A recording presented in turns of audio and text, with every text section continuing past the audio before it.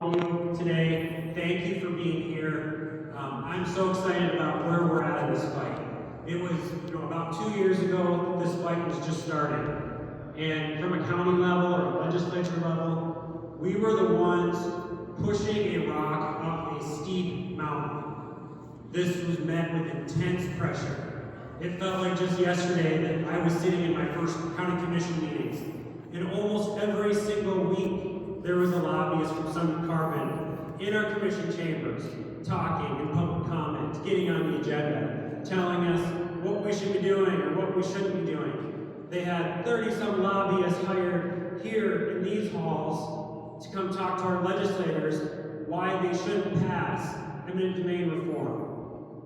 But now, there have been several counties that have met that resistance and passed ordinances, even in the face of attorneys who should have been non-biased, saying, there's very little that you can do. There were attorneys that I talked to that said, it is very limited to what counties can do. Well, we've been vindicated. Counties can do an awful lot. We can protect our landowners, we can protect our land and the future of our communities. But that's all thanks to people like you. Because without you guys, the county commissioners would not have been able to move forward with our ordinances, or now even with resolutions that are asking for eminent domain reform.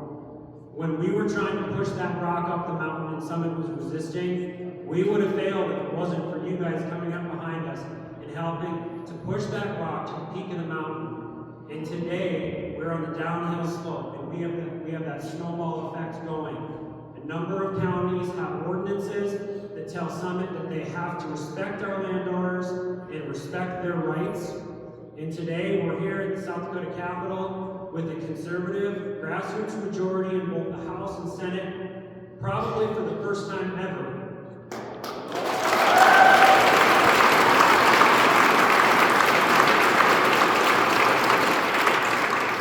And we are asking our legislators to pass a bill that says no eminent domain for private gain.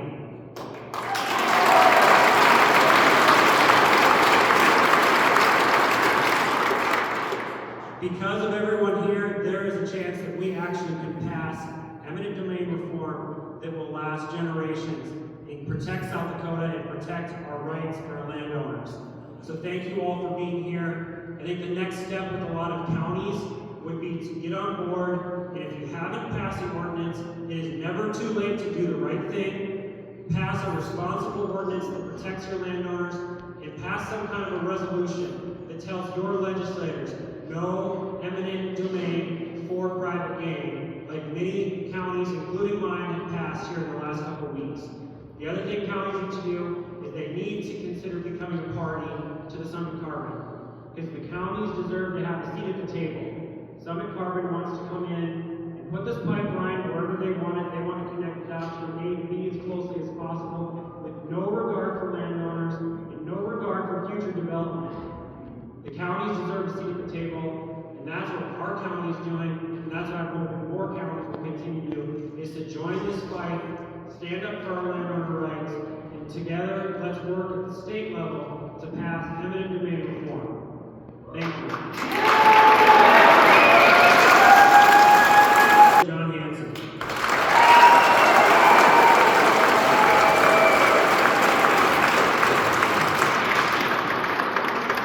Well, good afternoon, everybody. It's so great to see everybody here with us in the rotunda again. My name is John Hanson, and I am the incoming Speaker of the South Dakota House of Representatives.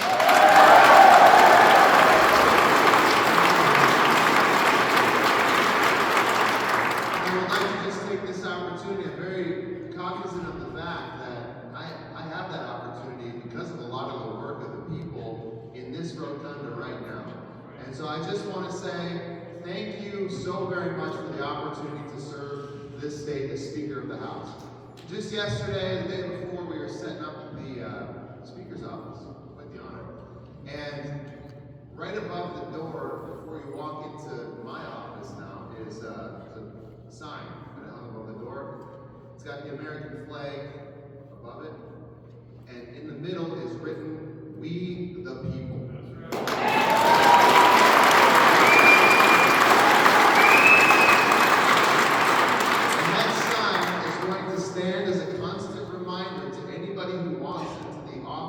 Speaker of the South Dakota House of Representatives, who's really in charge of the state of South Dakota? And it is we, the people of the state of South Dakota. We are in charge.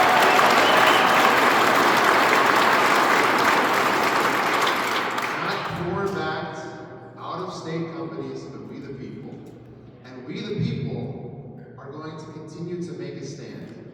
We the people are not going to allow some foreign-backed, out-of-state company come in and take our neighbor's land and use it without their consent. We're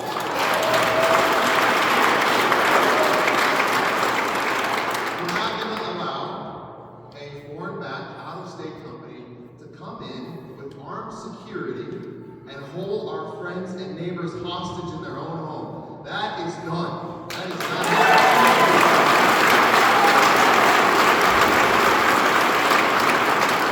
And we the people are not just going to stand by when a foreign-backed out-of-state company can't get its way, and so it comes and sues all of our friends and neighbors and community members all along its way.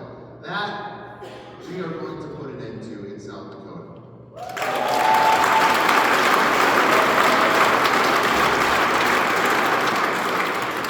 And so I think it's pretty clear when you look around this rotunda that the momentum is with us and that reinforcements have arrived. And I think this legislative session and maybe the next, we're going to see serious private property rights restored in the state of South Dakota. We are going to bring about constitutional certainty and legal certainty for our neighbors and landowners and the people of the state of South Dakota.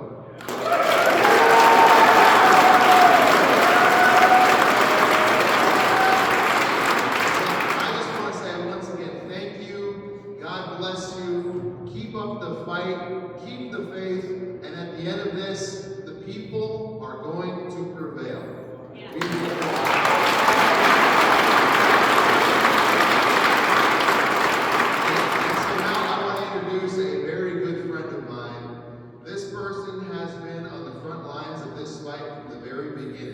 She has got a spine of steel. She's one of the best people you ever meet. She will never back down from a fight. And the people of this state ought to know that they have a tireless friend and defender of their rights in this next speaker, Representative Carla Lenz.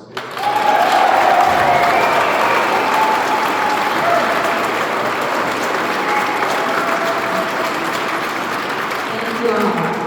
I may be short, but I'm sassy. Okay?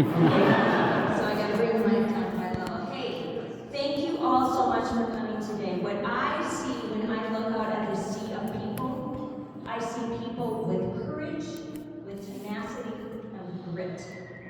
And they have learned to stand in the trenches together, even though we may not agree on every single issue. On this issue, we were able to smell out a rat and come together and hold hands and say, not on my watch. You're not coming any further.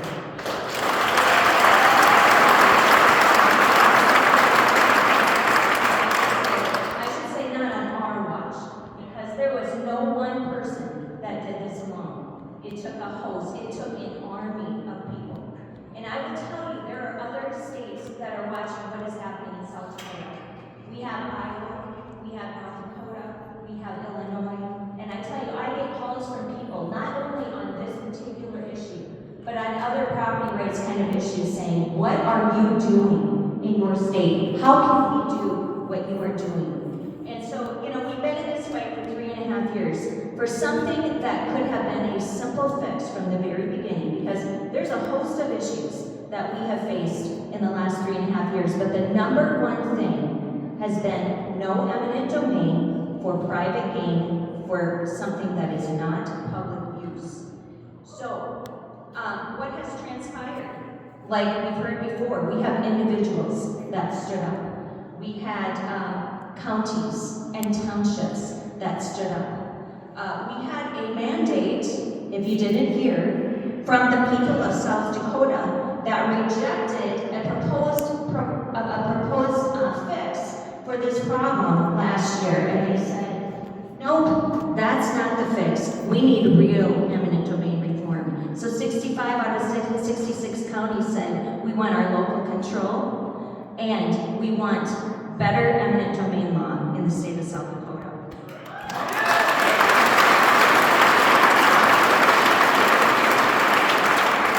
So what we are trying to do, we're going to have a host of bills this year, okay? But I'm here to talk about one particular thing.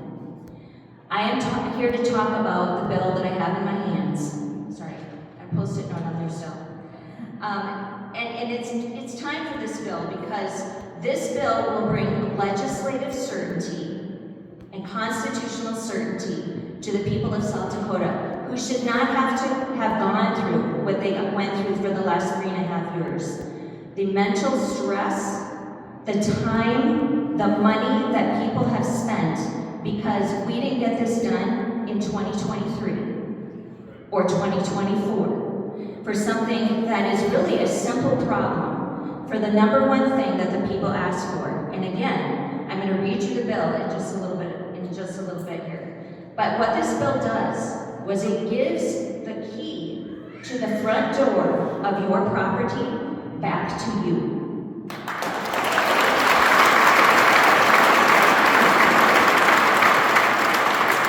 Property owners will be able to say, yes, please enter, let's have a cup of coffee and talk about it. Or they can say, no thank you, please leave. And that's what we need in this state. So here's the bill. It's amazing that 29 words can change the course for property owners in our state. So I'm going to read it to you, and actually it will be released tomorrow on the first day of session. And so your job between now and then is to contact your legislators. When you see this drop tomorrow, you need to contact your legislators for the rest of the week and say, will you please sign on to this bill? And that is what we are going to need this tidal wave one more time to get this through this session. So this is what the bill says. It is an act to prohibit the exercise of eminent domain for the construction of a pipeline that carries carbon dioxide. It reads, notwithstanding the provisions of any other law, a company or person may not exercise the right of eminent domain to construct a pipeline for the preponderant purpose of transporting carbon dioxide. So, this is the wall that we are building. We are laying this brick because the wall needs to be shored up for property rights. This is one of the bricks that is going to be laid. It is the first brick that we need to lay this session. We can build on that from there on out, but this is what we need. And so I would ask for your support. I would ask for you to contact your legislators. And together, we can finally lay this to rest. Thank you. So next up is Mark Lafka, one of our new senators. I met Mark way at the beginning of this battle, and he met me, I believe, on the floor of the legislature talking to me about this issue.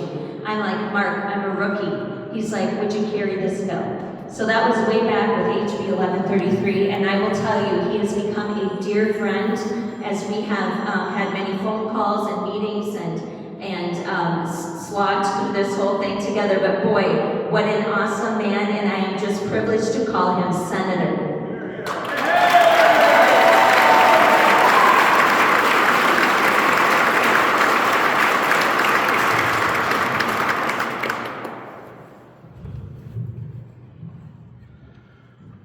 Well, good afternoon, everybody, and welcome to Pier.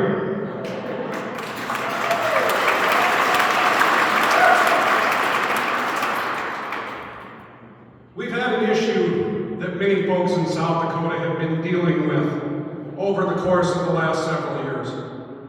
And it's an issue that have really woken up and captivated South Dakotans like we haven't seen, me in my particular lifetime, or many for a very, very long time. And I personally want to thank every one of you for coming here on a cold January day. And I want you all to give yourselves a big round of applause because you're here participating in your government. Thank you.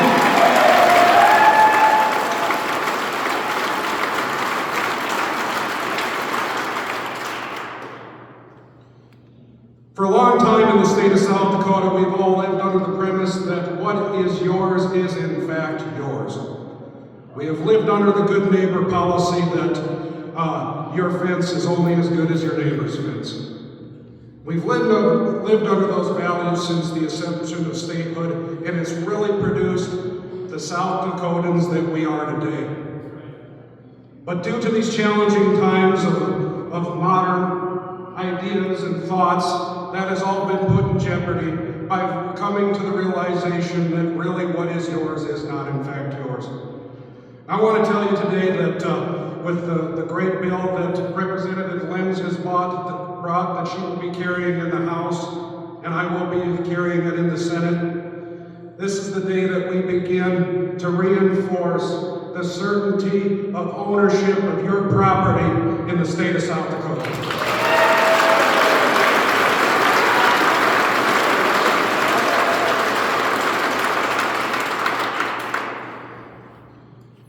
Keep in mind, the other side has often said that it is property rights as well to have something on their own property. And that's very well true. This bill will not say no to anything. It will let the individual decide, because it's that exclusive property right that gives you the ability to make your own determination. And that's what we've always wanted, is freedom.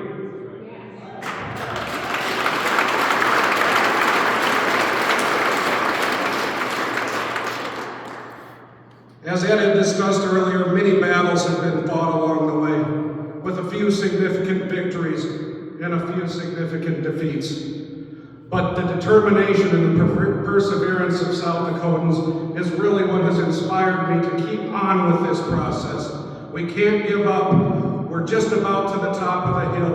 Contact your legislators. Let's get this one done, and let's keep South Dakota, South Dakota.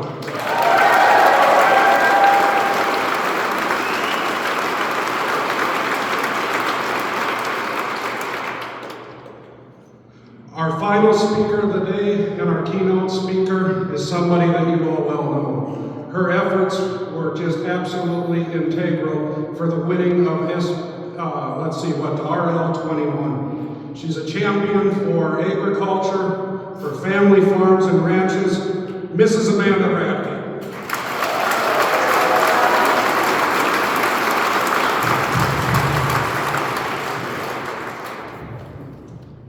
You guys were here last year, you know I like to walk around. Guys, this is a big day. For 3 years, landowners have been beholden to a company that, in my opinion, has not treated the people of South Dakota very well. I first got a phone call almost 3 years ago by a wonderful lady named Rita Brown. Rita said, Amanda, this is going on. This company has come to my door. They want me to sign an easement, and they told me if I don't sign an easement, they will put that pipeline wherever they want, no matter what I say. Rita said, Amanda, can you help? Could you use your platform to tell our story? And at that time, I thought, well, this is one instance, and I'm trying to figure out what's going on. I'm hearing about this company, and yet it's far away from me. I didn't really understand the full picture. And then an avalanche of calls came my way of landowners, 5th, 6th generation landowners, people that have been on the land since before statehood, and every single one of them is saying we're getting coerced, threatened, bossed around, pushed around, and told we have no say in the matter. And I'm here to remind this carbon pipeline company that in South Dakota, no thank you is a full sentence.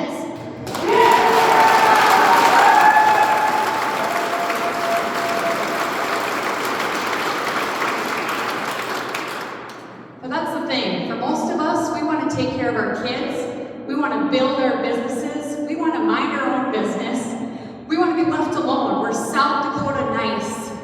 And yet when South Dakota nice got backed into a corner, what did we do? We took the high ground. We said our land is worth protecting. This South Dakota prairie is worth protecting. My home, my backyard, my neighbor are worth standing up for. We locked arms. And this isn't a Republican or Democrat issue. It is bipartisan in nature. It defies all logic. I travel across the country and people ask me, how are you guys winning against the Goliath in South Dakota? And I say, you don't know South Dakotans the way I do. We stand together. We're stronger when we stand together. And the cows might outnumber people 4-1 in the state of South Dakota, but by golly, we're standing by these cows too. So that's what we're going to do.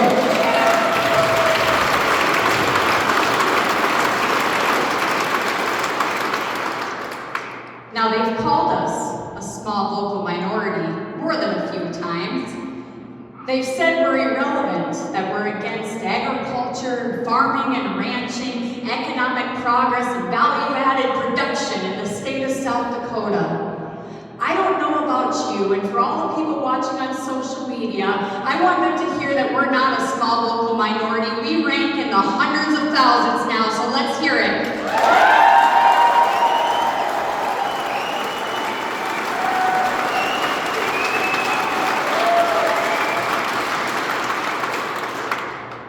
Last year, when they tried to cram a landowner bill of rights down our throats, when they put lipstick on a pig, which would have rubber stamped a project, stripped away your local control, taken away the voices of your counties and townships, we watched as the brick by brick got laid to favor the billion-dollar companies and not the people of South Dakota. I can tell you that was a long, long drive home from here for so many of us who were there in those committee meetings and on the floor listening and watching the votes as the galleries were filled with hundreds and hundreds of you who showed up, who made the trip on your own time and your own dime to stand up for what was right. And yet they turned their backs on the people. They slapped lipstick on the pig, and SB 201 came to be. And I thought that was it at the time. And yet, what happened next? 500 unpaid volunteers on their own time and their own dime in just 90 days collected 38,000 signatures when we needed 17,000 signatures. Yeah, you guys did this.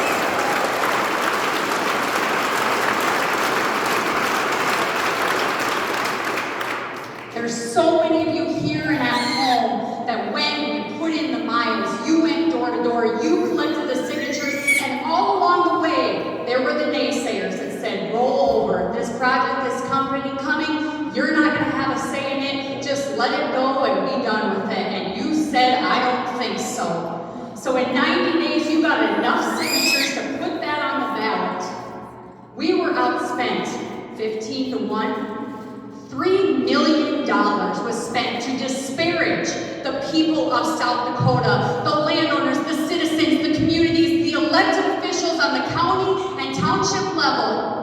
$3 million from 7 entities was spent against we the people. We the people raised the money. A lot of us chipped in our own dime.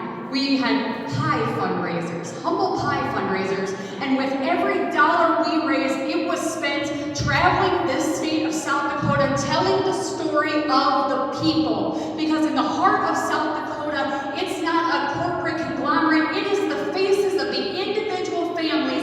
And last time I checked, you do not give up your independent liberties just because $1 billion from the donor class comes into the state of South Dakota. Am I right?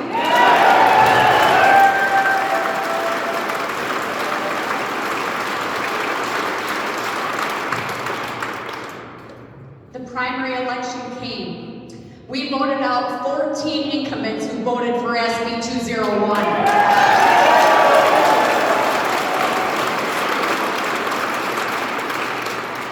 The regular election came and we voted in even more powerful servant leaders for we the people of South Dakota.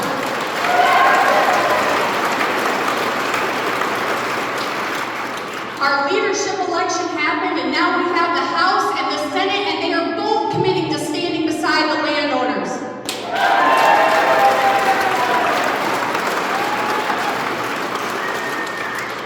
Yeah, they called us a small vocal minority. And then the RL21 results came in, and 65 of 66 counties and 59% of the vote said no thank you is a full sentence and we do not want this bill.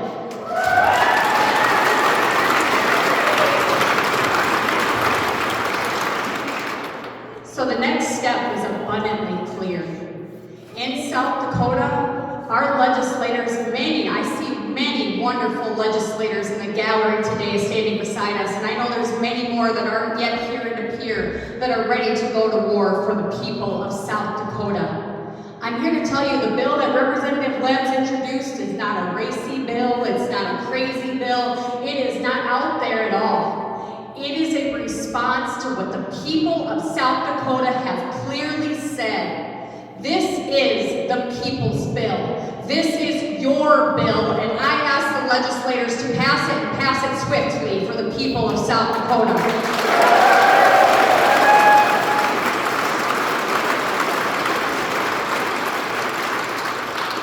We have a mandate. We have the backing of the South Dakota Supreme Court. We have the will of the people from the biggest city of Sioux Falls to the most rural corners of the state of South Dakota. And at the end of the day, when we get to the final day of this session, I want to be able to say proudly across the great United States of America that in South Dakota we may be open for business, but we are not for sale.